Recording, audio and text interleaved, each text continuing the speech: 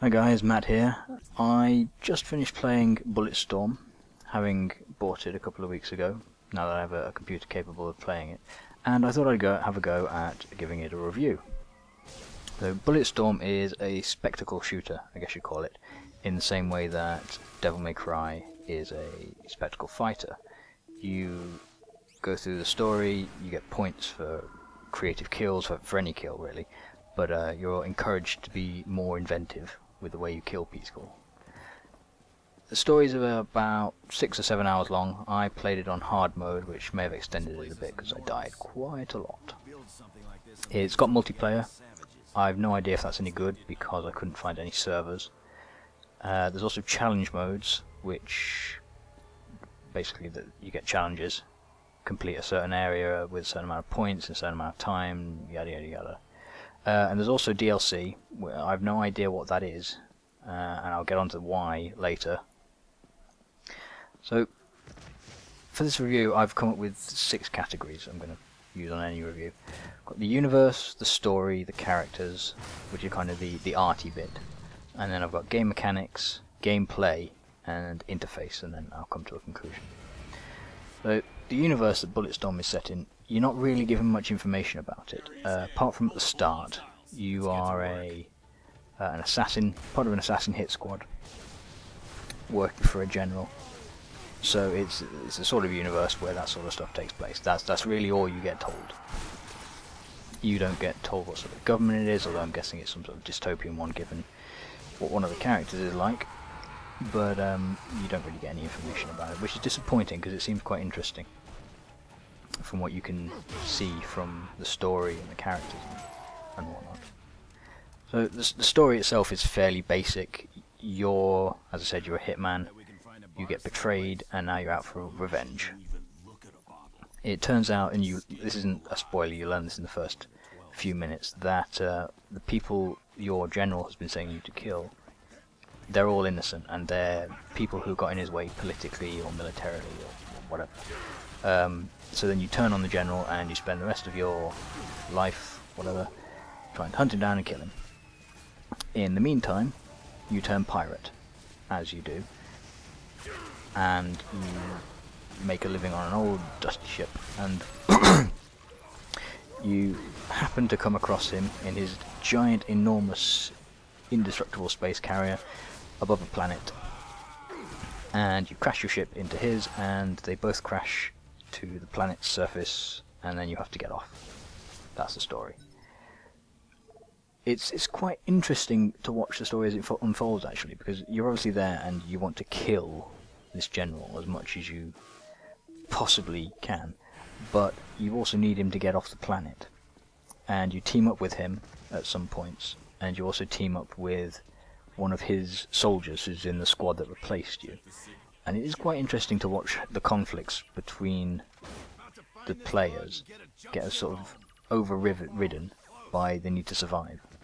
Basically everyone needs to get off this planet, and they're kind of willing to put those aside, but they're always just there, which is quite interesting to watch.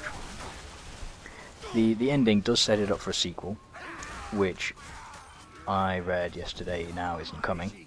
It's just been cancelled. But no, not even the consoles. Sorry. Never mind PC. So, which is a bit irritating because it didn't really end the story, and now they're just not going to finish it. So apparently that's because of poor sales and whatnot. But anyway, so as I said, the characters. There is a lot of swearing in this game. The characters swear a lot. Sometimes it's inventive and funny. Other times it's just they're just trying too hard. In fact, at one point, Gray, who you play, points out that Serrano is trying too hard to be basically a foul-mouthed dick. So yeah, take it or leave it. I think it adds a bit to the characters, makes them more interesting, but it can be overdone. Particularly General Serrano, who just comes out with all sorts of crap that doesn't even make sense. The characters, there are 4 main characters. Grayson Hunt, who's the protagonist, you play as him. He's a good guy, but he's not a nice guy, if that makes sense. Like, he swears a lot. He's a raging alcoholic. In fact, there are alcohol bottles you can pick up in the game that make you drunk, and you get extra points for killing stuff whilst you're drunk. Don't know if that's a good or a bad thing, encouraging people to drink and get more. Do you get more points when you're normally drunk? I don't know, but yeah, he's basically pissed that someone has been using him to kill innocent people. He didn't have a problem with killing guilty people, but he's kind of looking for redemption, but he's looking for it at the bottom of a bottle, which is a bit of a cliche. But it's quite an interesting character. You watch him as he works through his issues, basically. The second character is Ishii, and he's the really interesting one, because he gets mortally wounded at the start of the game, and parts of him get replaced with parts of a robot which has got its own AI. And throughout the entire game, there's this conflict inside of him between the man and the machine. The machine that's trying to be really logical and trying to keep General Serrano, the guy you're trying to kill, alive so that we can get off the planet, whilst the other half really does just want to murder him as much as anything else. So it's quite interesting to watch him, not so much the conflict, but flick back and forth suddenly. It was quite cool to watch.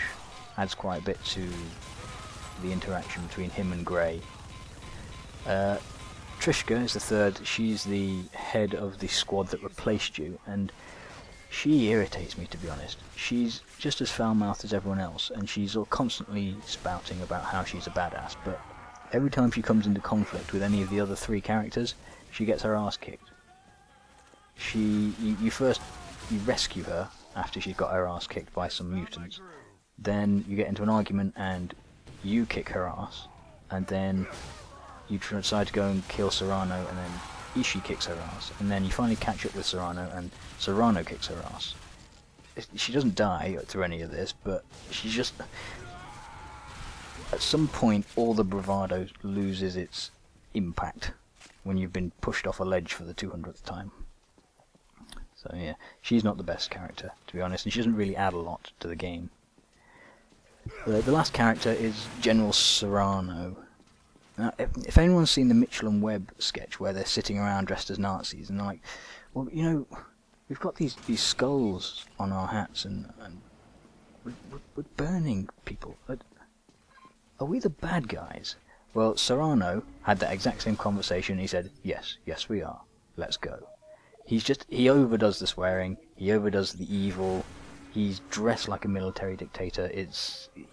He's over the top.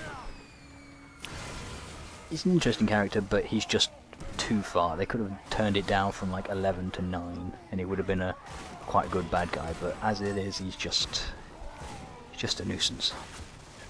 So that's the arty part of it. The game mechanics, which are the bits that make it different. It's a first-person shooter, so you've got all your standard mechanics. There are 7 or 8 weapons, something like that. Your standard pistol, rifle, shotgun, basically what is a grenade launcher. 2 other weapons that I didn't really use. Sort of a drill gun. It fires these drills that drill through people. If it's used on you, it's a pain in the ass, but I didn't really see much point in that because it's only got 1 shot and takes ages to reload, so I didn't really use that one. The other bits that make it just not a shooter, you've got these 3 things really: a leash, a kick, and a slide, and they all knock enemies up in the air, and then they glow blue, and they go really slowly, making it really easy to shoot them, pop them in the head, whatever. The leash is this little thing on your hand that you flick forward and pull enemies towards you. It's a little disappointing because you can only pull enemies towards you. You can't throw them sideways into anything, and once they get to you, there's not a lot you can do. So you've grabbed someone from across the room, pulled them, and then they're in your face. All you can do is shoot them. You haven't got a melee weapon, so you can't do anything interesting to them to slice them up. You can't throw them sideways, so unless you're standing, unless there's a spiky thing between you and it, the leash doesn't do a lot. which is a bit disappointing. I think it would have been all fixed if you'd had a melee weapon, or some sort of melee ability, apart from, I guess your melee ability is kick, but that just does the same thing in the opposite direction. So you can spend a lot of time juggling them in the air, trying to position them so you can kick them into something, by which point everyone else is shot. The kick, I do like the kick. Every game needs a kick button. It's satisfying. It's actually slightly less satisfying in this game because they suddenly go really slowly, and then you have to shoot them. You can't actually kick them to death. That sounds really morbid, but you can't use it as a weapon. Your kick. You have to either kick them into something or kick them up in the air and then shoot them. So it's just basically a disable. And similarly with the sliding, that basically is a kick, but turns them upside down. And similarly to the leash, sliding lets you slide, and it makes you go really fast in one direction, and you can swivel about a bit, and it lets you close on enemies really quickly. But as with the leash, once you're up close and personal, then what? What do? You haven't got a melee weapon, so you either have to kick them to get them further away from you, or you shoot them. But if you've got a gun, why would you want to be at point blank range? It's also ever so slightly broken. There's a boss fight where you fight a giant plant, and the surface around it is perfectly flat. There's no undulations or anything to get in the way, so if you slide by double tapping space, you can slide forever, just round and round in a circle. You never run out. I'm assuming that's a glitch because it doesn't seem to happen on most other places, but most of the places are not as flat as that, so I'm not sure. Yeah, I mean, they're interesting, but they could have gone further. Melee weapon, maybe. Kicking, I like the kick, but all you can do is kick people into stuff, so it's a bit disappointing. Also with the leash, you have a thing called the thumper, which throws all the enemies in the area up in the air. But again, all you can do then is either pull them to you or shoot them in the air. So it's a bit disappointing.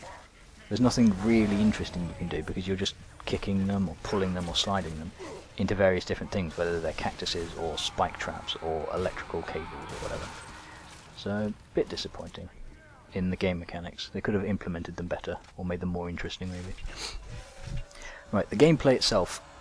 I played it on hard mode. I didn't try very hard, but the video in the background I actually played on very easy. And it was a bit dull because you're a bullet sponge. You can just stand there and take loads of hits, where on hard mode, if you're not moving around, if you're not taking people out really quickly and efficiently, you're going to die. Which means you need to be better at it, obviously, because it's harder. But you have to play it better. Not just not take more damage and kill more people, you have to use the leash and the kick and the slide and the weapons more effectively. You have to be quicker about it. I think it makes it more fun, to be honest, because you have to, as I said, you have to play the game more as it was intended, as a spectacle game. One problem I do have with the gameplay as a whole is the AI. Well, a few problems with it actually.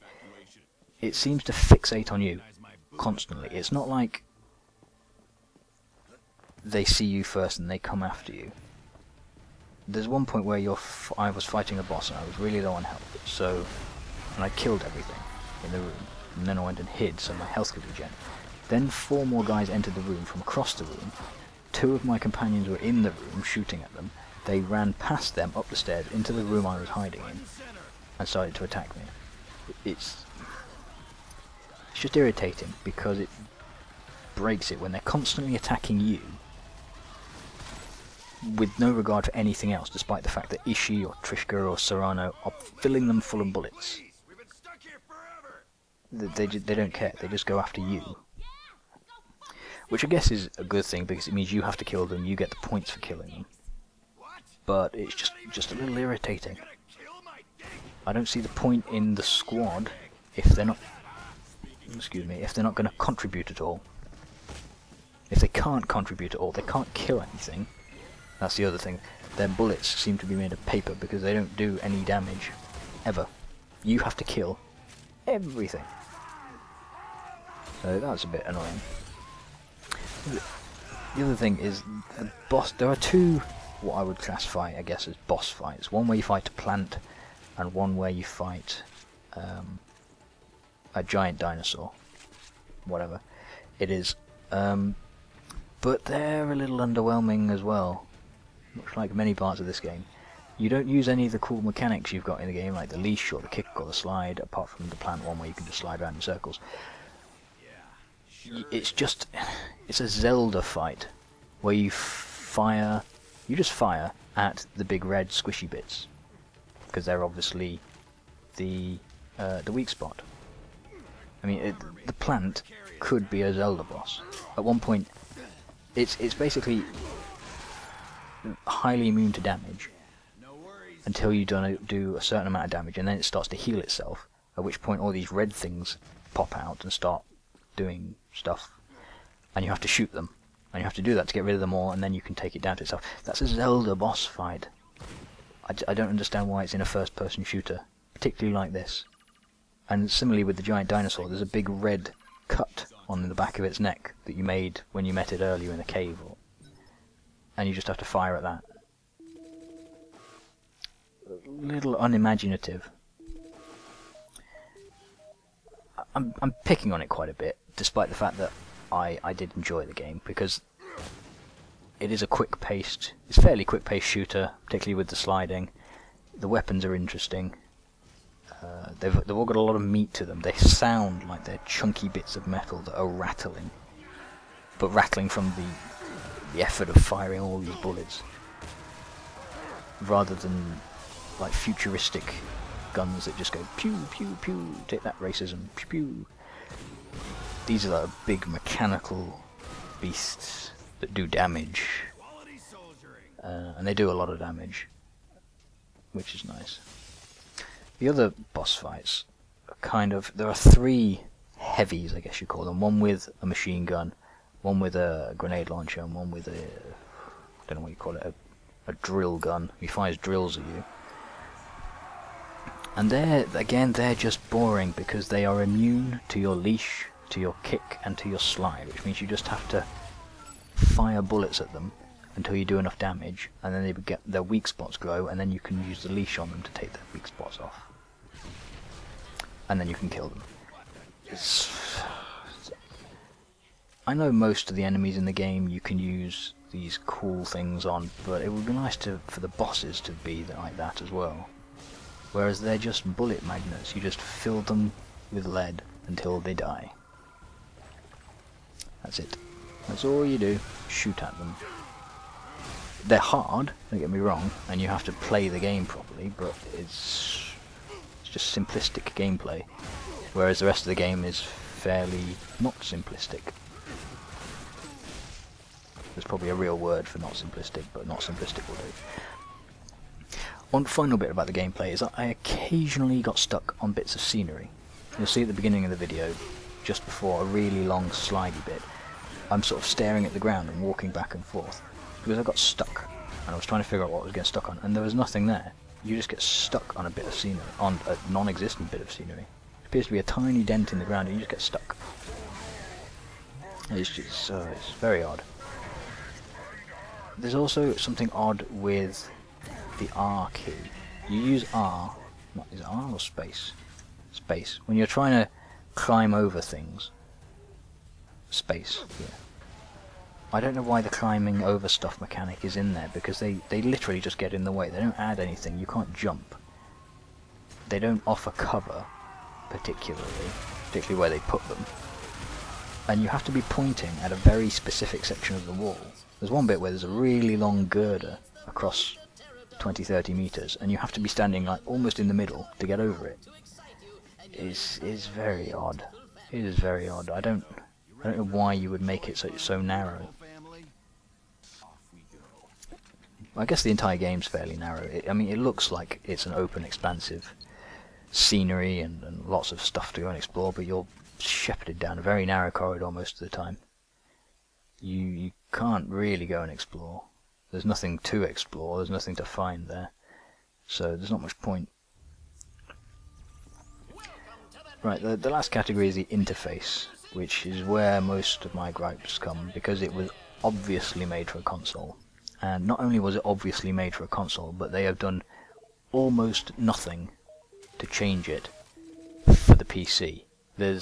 All the menus are keyboard driven, and not just keyboard driven, key driven, arrow keys. I think you do WAS and D actually. There's just some very odd choices. There's no mouse support for menus, any of the menus, in game or out of game. Which I don't understand. Why would you not add mouse support for a PC game? Yeah, I mean, there are just some very odd decisions as well, because if you think about when you've got your hand, you've got WAS and D, and then your other hand, right hand on the mouse. The enter key is the key furthest away from both of them, yet they constantly use it for accepting menus. It wouldn't be a problem if it was also consistent, because then it would be a consistent problem, but occasionally they use space, and in the graphics menu I saw when I was changing them, they use V for accept, and then space, and then enter occasionally. I don't get it, it's very odd. Why would you bind so many different keys to accept? Why not just E, or escape for escape, and E for accept, or something that you don't have to move your hands for? It was just, I think it's been said before, and it's been blamed for why it didn't do very well on PC, is because it's a lazy port. It is a very lazy. It works fine. It runs fine. I know a lot of people on launch couldn't get it to work, but I think that was due to another problem which I'll discuss in a minute. But why? It can't take that long to change your menu system from key driven to mouse driven. But I mean, it doesn't stop you playing the game. It's just takes the icing off the top. Right. The other thing that I've been discussing, that I've been not discussing, is hinting at, is the fact that it comes with games for Windows Live. It's needed to play. It's a pain in the ass. It's like if the rest of the game was just an apple pie. Just an apple pie, nothing spectacular about it. Maybe the crust is a bit burnt because the menus don't work properly, and you're eating your apple pie, and then suddenly the waitress comes across and empties a jar of mayonnaise on top of it. In that culinary scenario, the mayonnaise is games for Windows Live. I could fill all of my USB ports with dog food, and it would be a better system than games for Windows Live. I logged in and played for a few hours, then decided to go and get something to eat. So I logged out, went and got something to eat, came back, tried to log back in, and it told me that it didn't recognise the region that I was in. Having moved only from my chair to the kitchen and back again. That's not a particularly big region. I don't know if it can pick me moving to the kitchen up, but it apparently did, and apparently I was then in the wrong region. So that was a pain. I don't actually know what the DLC is, because it won't let me log on. It won't access it, it won't let me even see what it is, let alone buy it. And it just slows the game down. When you start the game up, I've got it on Steam, so you start the game up in Steam, it comes up, it pops up, says you have to log, and comes up with a press space to start, so you press space and it says you have to log in to Games for Windows Live. And I've got it set up so it automatically does it. If it does it, it goes back to the screen. So I have to press space again. Or enter, maybe. Does it enter? Yeah. So I have to... It gets in the way of playing the game. And if it does that, it is not fit for purpose. It is... Why? Why? If it was just this game, I wouldn't mind so much, because okay, they made a bad game. But I've had this problem with, what was it, Dawn of War 2 has got that as well. And I've had exactly the same problems. I can't get any DLC because it won't let me use the funny little menu that pops up properly. And it keeps... chucking me out, disconnecting, or not letting me connect at all is just a pain. I'll say no more on it. So, a conclusion. I enjoyed the game. I thought it was good. I thought the gameplay was fun. It was quick. The mechanics were fun. The characters were interesting. The story was a bit samey. It's a good length, 6 to 7 hours. Again, that was on hard mode. I suggest you play it on hard mode because you will get a lot more out of it. Because you can't be a bullet sponge. Because you have to play it the way that it was meant to be played, as a spectacle. So I would recommend it, assuming you don't have any problems with Windows Live, which you won't know until you buy it. But it's fairly cheap on Steam at the minute, so I would recommend it. So if I had to give it a score, let's say I give it a score of giraffe out of underpants. There, that is my scoring system. One random object out of another. Okay, so that's the review done. Hopefully it went okay. It's hard to tell from my perspective. I think it went awesome. So I guess I'll see you later.